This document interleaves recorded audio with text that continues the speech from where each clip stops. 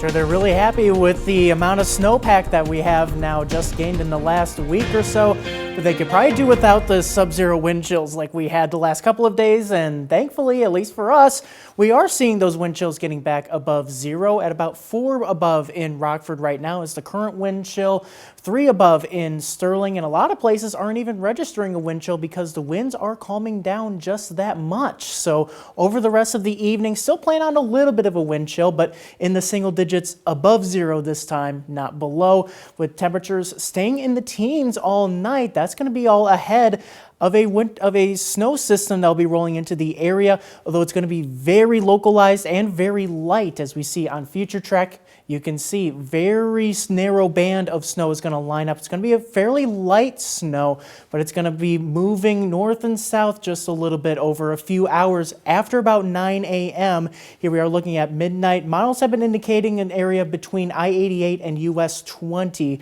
for where this little narrow band is going to line up. Where we do see it, could see up to an inch of snow. It's really a dusting for everywhere else. And as you can see, it fizzles out pretty quickly after about 1 o'clock. I think by 2 or 3, we definitely should be in the clear from the snow. Again, up to an inch of snow, nothing too impactful. You just want to watch out for those slick spots on those area roadways, simply because our ground temperatures are just so cold with the frigid temperatures that we've had over the last few days. Otherwise, 12 degrees for a low tonight, and tomorrow up to 17 for the high, mostly cloudy during most of the day.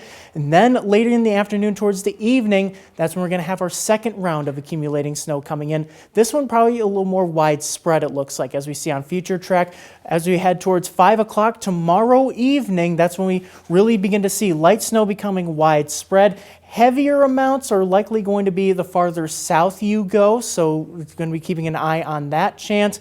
But as we progress later on Thursday evening, here we are at about 10 o'clock, going to start weakening and fizzling out, and then winding down as we head after midnight, looking towards early Friday morning. So with this fluffy snow that tends to accumulate faster, could see about between 1 and 4 inches. Again, higher amounts likelier at the farther south you go. With the lighter snow, though, could still see some slick spots on those roadways like we could see in spots tonight.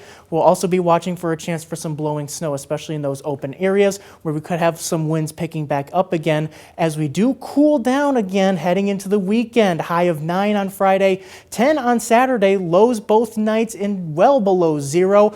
But then heading into early next week, that's when we finally begin to see the relief from the frigid weather, getting back above freezing, but rain chances abound. And in your most accurate 10-day forecast, we kind of stay there. So getting back in that El Nino warm and wet pattern as we head into early next week. Just got to deal with the cold for the next few days, Derek.